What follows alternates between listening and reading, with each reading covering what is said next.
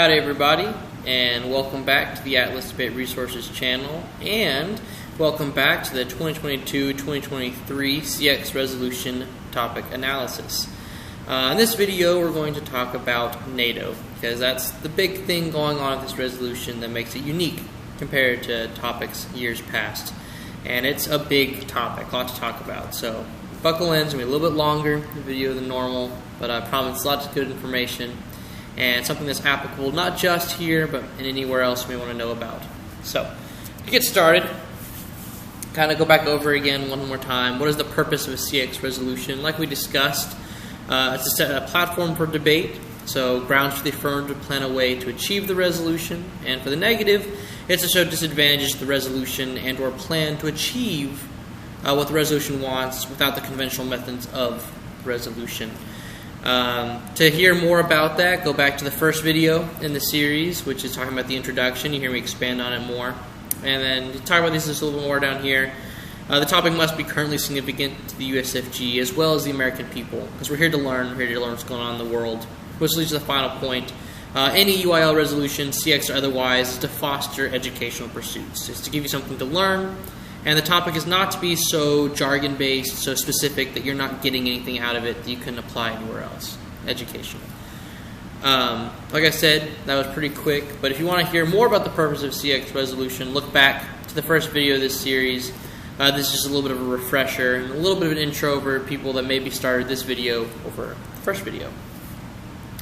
Again, a little bit of a reminder. The 2022-2023 CX resolution is resolved. The United States federal government should substantially increase its security cooperation with the North Atlantic Treaty Organization in one or more of the following areas: artificial intelligence, biotechnology, and cybersecurity. So like we talked about last time, the current resolution kind of stands out a little bit with the topic of NATO, and right there that's the NATO flags, and this video is all about it. Like I said, today we're going to discuss that, the North Atlantic Treaty Organization. You've probably heard it before. If you're a Call of Duty fan, you hear about them a lot.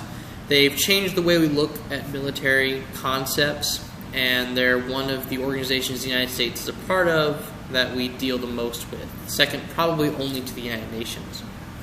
With that in mind, let's dive right in and learn all about the NATO organization.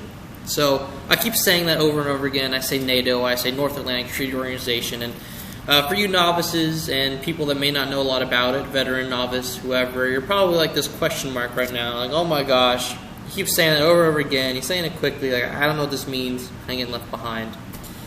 So like I've been saying, NATO is the North Atlantic Treaty Organization, and it was formed in 1949 under the leadership of the United States and through what's called the North Atlantic Treaty, which we'll go in depth about. Later on in this video, we're going to talk all about it. And its purpose statement is to guarantee the freedom and security of its members through political and military means. In simple terms, it's an alliance. It's an alliance through 30 member states created in self-defense.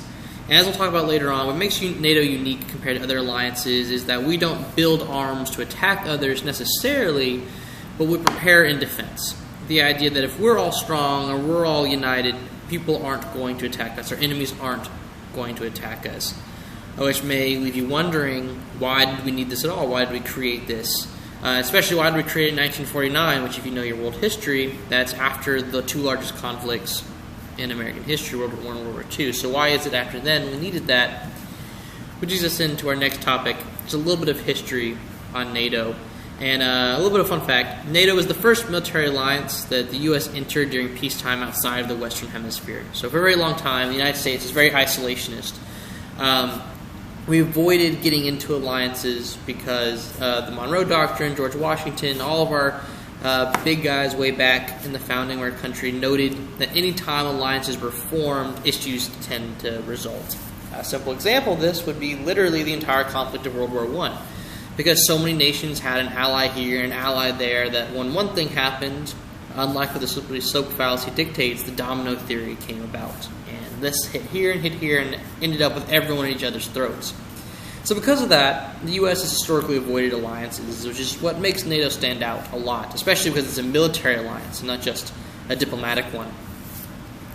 And like I kind of questioned in the last slide, you may be wondering if it's in 1949 after the close of World War II, why did we form it? And we formed it as a defense against the USSR.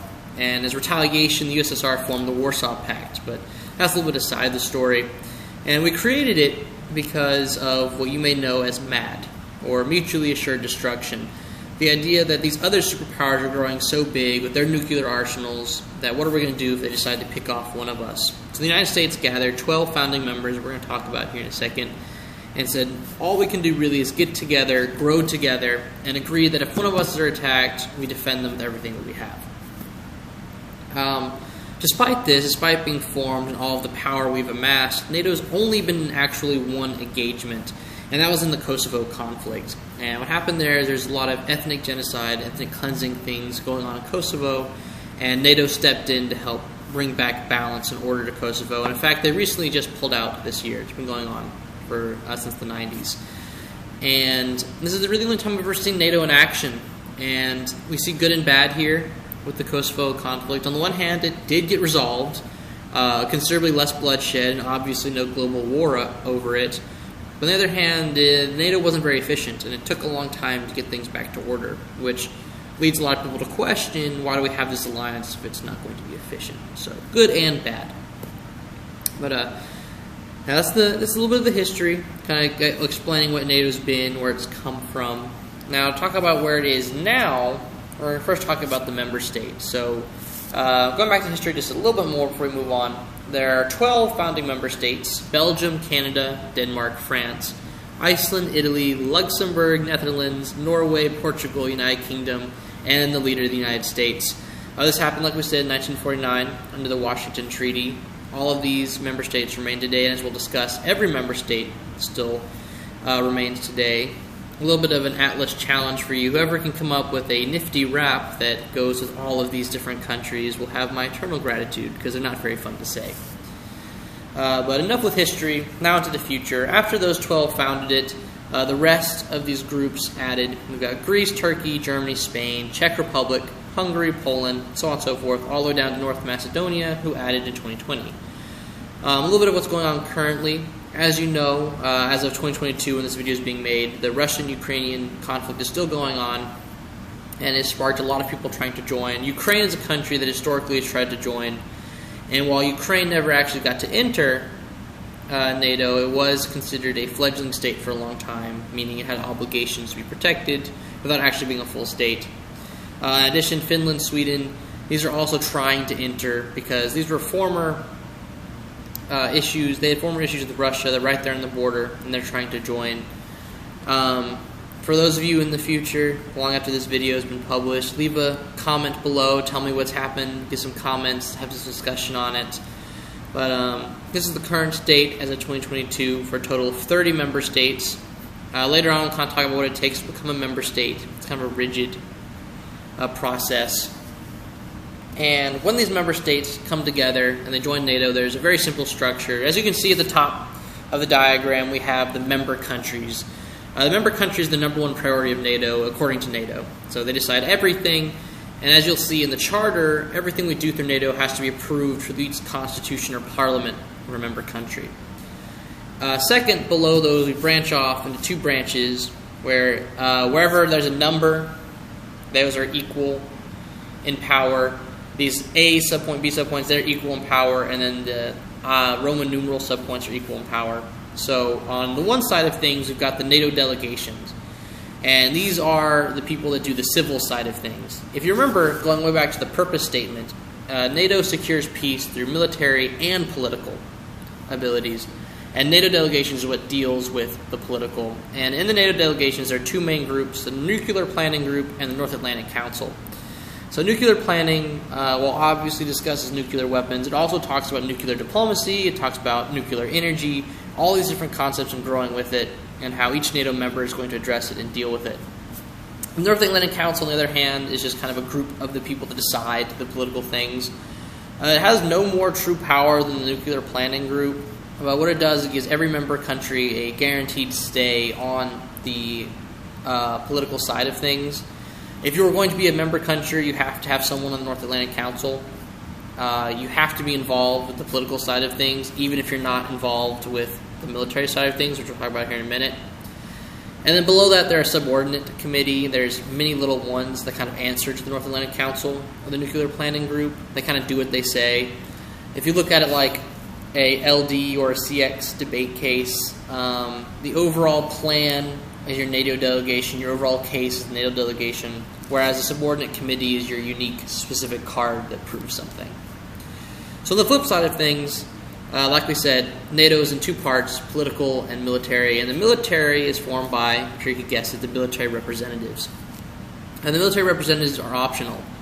As we'll discuss later, no members ever left NATO, but there are members that have pulled back from their military representatives. France did it for a while. Greece pulled back and hasn't really added much to it. Beneath the military representatives are the military committee. They kind of plan everything. They deal with everything. They plan out your various engagements, what we're going to do, stuff like that.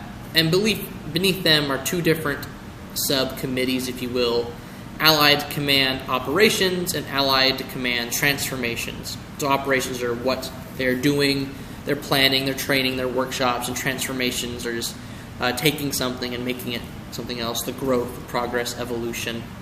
And then finally at the very bottom is the Secretary General. Even though they're at the bottom, they're actually technically above in power. These other things. The Secretary General is your word.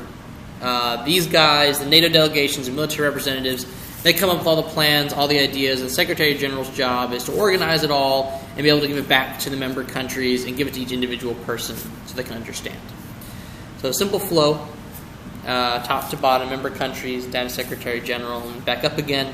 Nice little circle, very formalized structure.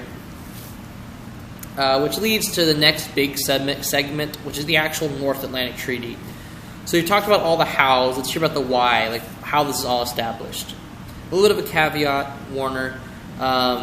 Each slide is going to have the full article. I'm not going to read the full article to you. I'm not going to make you have to sit through that. I'm instead going to explain it to you in layman's terms so you can understand it. Once again, like in any video, if there's an article you'd like to learn more about, learn more of its application, leave a comment below. I can either answer in the comments, answer it maybe on Instagram, or if it's enough support, I might make a whole new video about it. So with that in mind, let's dive right in, get through this treaty. The treaty has 14 articles. The first article is simply saying that, kind of like the mission statement, is that NATO is here to do, in a sense, to be able to settle international disputes with the least amount of violence possible. It's wanting to use peace. And because of that, it sets up the philosophy of NATO that we're going to secure peace by defending ourselves. If we are defended, if we have our supplies here, people are less likely to attack us. A brilliant example of this is if you go out and there's a very buff guy, you know he's been in the military, he's trained, you're less likely to attack that guy. Even though you've never seen him do anything violent, you know he's strong, you know he's got some training, you can go after him. Versus if you looked on the street at someone that's, you know, a bit scrawny, kind of smaller, you're going to be less likely to be intimidated by them. So the idea is intimidation. With that in mind, then moves on to the second article. So we discussed how the goal is to be peaceful and where the goal is to get these build up. But Article 2 actually establishes that the parties are going to contribute to the further development. To be a part of this, you have to actually seek to be a part of it. You have to eliminate conflict. You have to develop peaceful, friendly international relations. So you can't be picking fights with people, is basically what it's saying. If you're going out looking for problems, you can't be a member state.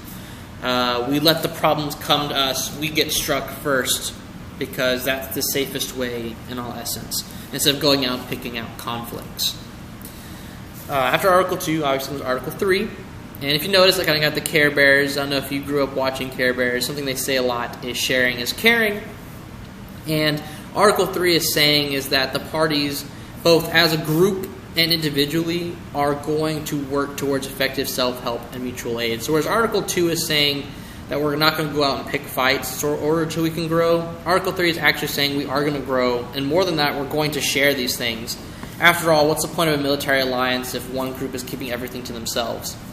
So if the United States comes up with a fantastic cybersecurity program, for example, they're going to share it with everybody else.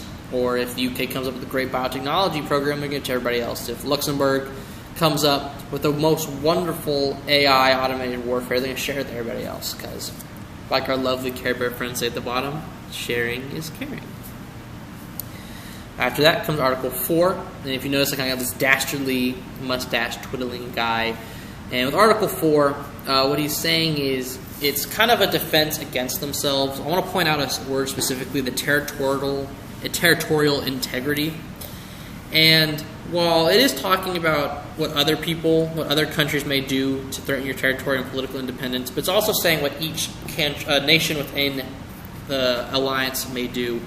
For example, just because the United States and the UK are relatively good right now, doesn't mean we're going to have a problem later. And if the UK is feeling like the US is kind of pushing on their territory or we're trying to take away their political independence, they can consult on it. It's a protection against dastardly nations that can get in and cause some issues, just as much as protection against the outside nations.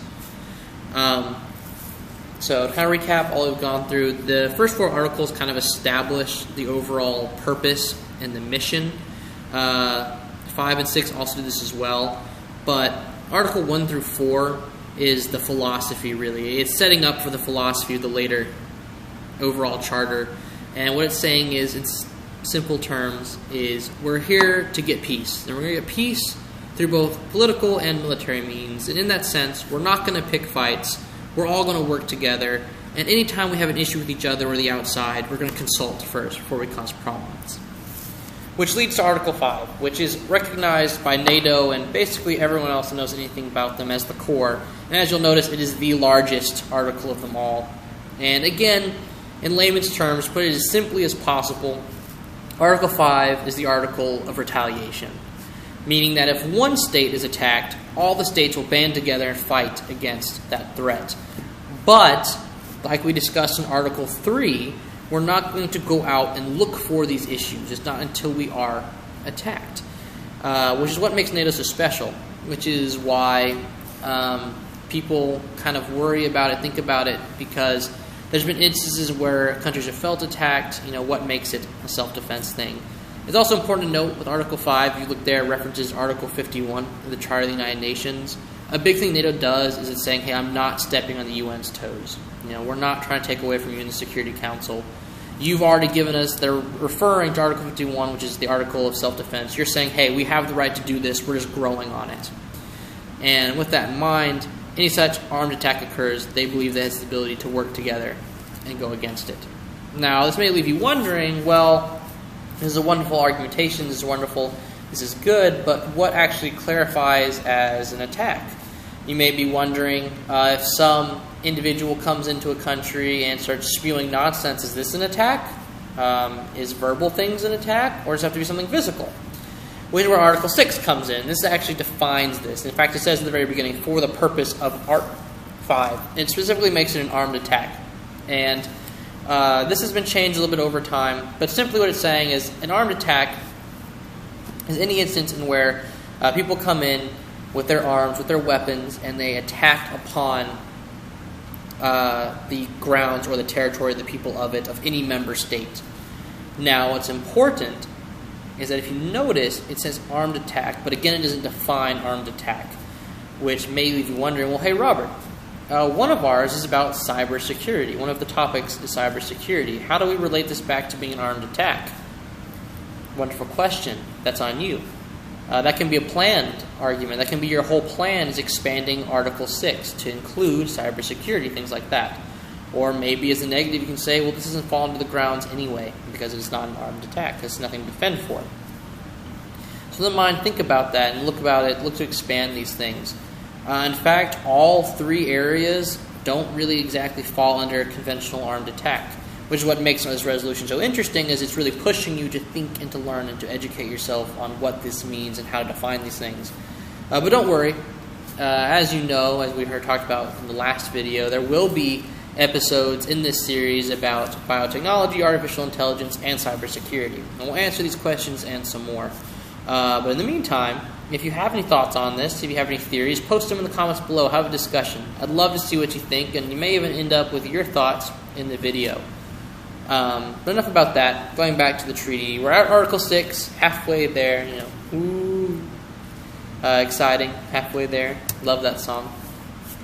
Article 7 simply is saying that, again, we're not stepping on the UN's toes. We're not saying that it's our primary responsibility to create security. We understand it's the UN's. We're simply just trying to give ourselves the extra benefit. That's all Article 7 is, just kind of protecting their butts in the face of the UN. Article 8, on the other hand, is a little bit more important, and it's more important for the historical standpoints, but it's also important for administration. So if you notice, Articles 1 through 6, we kind of shift and we talk about the philosophy, what it actually means to be a member, the purpose, why we do these things, what it means to defend ourselves. The rest of the articles kind of talk about the actual creation of entering, what it takes to be a member. Article 8 is one of my favorite, personally, because I think it's the funniest. If you notice, I have these little baggage with, smiley faces. Article 8 is literally saying, don't bring your baggage into this relationship. Don't bring your toxic ex into this. Don't bring all these issues into the NATO, because they don't want you coming in trying to defend yourself, which is what has blocked countries like the Ukraine or Finland, Sweden. That's why there's so much issue there, is because they're currently having an issue with Russia. Ukraine again applied to join NATO at the beginning of the conflict we know now as the Russian-Ukrainian war, but they were denied because they had a current issue. They had a current international engagement, and they're not going to allow them to enter because of it. They're not going to let them enter with their baggage, if you will. So it's kind of an easy way to remember it. That's not the only requirement for going in. The next is going to be the council. So the council talks about all kinds of things. It's important here, and the reason it's so late is it kind of establishes the leadership. The council is of the member delegates. If you remember way back to the structure at the very top, that's your council. There's also the North Atlantic Council. And what they do is, the North Atlantic Council, because of Article 9, they serve as a Supreme Court of sorts. They decide whether something or something isn't being applied by the treaty. They also come together, as it says here, they establish a defense committee in the instance of which we have to go and defend ourselves, a form of self-defense. Article 10, almost none, is actually what it takes to be entered. The parties may, as it says, by unanimous agreement, invite any other European state in a position to further the principles of this treaty. This has since changed. It doesn't have to be a European state, but it's still preferred. NATO is the North Atlantic. It's talking about these areas. It's only wanting them. Because if we look back at it historically, it was the Europeans versus primarily the East Asian, not just East Asian, but all of the Asian continent, because that's where communism was most deeply rooted. The idea is that it's going to pit West against East, and which is what has caused a lot of the divides we have now. In fact, a big part, according to Putin, take this as you will, he has claimed a big reason why he's going into his position is because he's felt threatened by the encroaching West, by the unionizing West, if you will, which, again, this goes back to good and bad. While NATO has done a lot of good things, it's also caused a lot of divides, a lot of problems, which is why there are initiatives that are more diplomatic, more political in nature versus the original military intent. With that, Article 11. What this is saying here, long words, put it very simply, is just talking about the ratifying and what it takes to be ratifying. And what it takes to be ratified is that each time someone enters, they're going to bring a signatory, which is one of the 12 original foundations, and their founding members. They all signed into agreements. It's going to be left to the United States, and they get to keep that treaty for safekeeping. Pretty simple. It's not really super important to the resolution, but a little bit history knowledge you may want to know. Article 12 is a little bit more important. It's talking about the treaty has been enforced for 10 or more years. The treaty gets to be reviewed. It gets to be changed.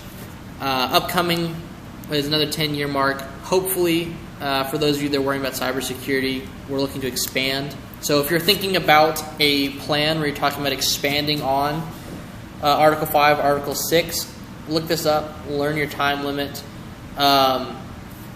Article 12 transforms the treaty from just a normal document to what's known as a living document because it's constantly evolving and changing. I would challenge you, for those of you that plan on making something like that, talking about revising the treaty itself, look into this, see when that's going on. Article 12 is going to be your bread and butter. So Article 12 is talking about the 10-year gap. Article 13, on the other hand, is going to be your 20-year gap. And what happens after 20 years, you see I have a little time ticker after all those years pass. Can't believe I'm about to be 20, I'm not even 20 yet, so kind of young, coming soon. But after the ancientness that is 20 years has passed, any party has the ability to leave. And this isn't every 20 years, but after the first 20 years, the parties are able to leave the organization. And what they have to do is they have to give a notice saying, hey, I'm going to leave. And then 1 year after the notice, they're able to leave. And they have to give that formally to the government of the United States of America. And finally, Article 14 is simply just saying all copies of this treaty are going to be left in English and French with the United States of America. So, not all that important, but just a little bit of history knowledge to know where that is. So, first summary, we covered a lot of stuff really quickly, lots of good information. Kind of wrap it up. All we talked about today was NATO, the North Atlantic Treaty Organization. We discussed its purpose, which, as established in the 1949 North Atlantic Treaty, is to foster world peace through political and military means. With that, we looked at a little bit of its history, how it is the first peacetime military organization the U.S. entered outside the Western Hemisphere. We also saw how it was made as a defense. It set the philosophy that we're here to defend ourselves, specifically against the USSR and other threats now. We also looked how they've only been in one engagement, the Kosovo engagement, which we saw good and bad there. Then after that, we looked at their structure, their members. We saw all the people that are in it now, all 30 member states. We talked about how some people are still trying to enter and how it's not going exactly easy. We also discussed the structure, how ultimately all that's important to NATO are the member delegates. Then we talked about each branch from there. So what that relates back to is maybe your agent of action won't be in the USFG, but maybe a specific agent of action within NATO. After that, we discussed the actual treaty itself. That was the biggest thing we talked about. We talked about how the first articles, 1 through 4, create the philosophy of working together towards peace through civil political means, and ultimately we're looking for peace. We're not looking for issues. We're not picking fights, which led to the core, your Article 5 and 6, which said because we're not looking for arguments, we're not looking for problems, we're looking for peace, we're only going to act in self-defense. But with that in mind, the hammer comes down. If any one of us are attacked, they all fall down. And then the other majority of it, 7 through 14, is discussing how you enter, what it took to become NATO, and then what it takes to leave, what it takes to change the document. Going back to Article 12, which is, in my opinion, the most important of all of those. If you look at expanding things like Article 6, you want to go through Article 12, which is the ability that every 10 years the document gets to be revisited. So with that in mind, like always, we covered a lot of really good information. I know it was a little bit quick. I hope you got something out of it. I hope you learned something new about the North Atlantic Treaty Organization. If you have any comments, something you'd like to be expanded on, maybe you want to hear more history or whatnot, leave it in the comments below if enough people want to hear. I'll make another video about it. Like I always say, Atlas, we're here to take a burden off of your shoulders, and I hope we've done that today. If we have, please leave us a like, share it with some other people. If not, tell us how we can improve, make it better for you. With that in mind, I thank you so much for your time. I hope you've learned something today, and have a great rest of your day.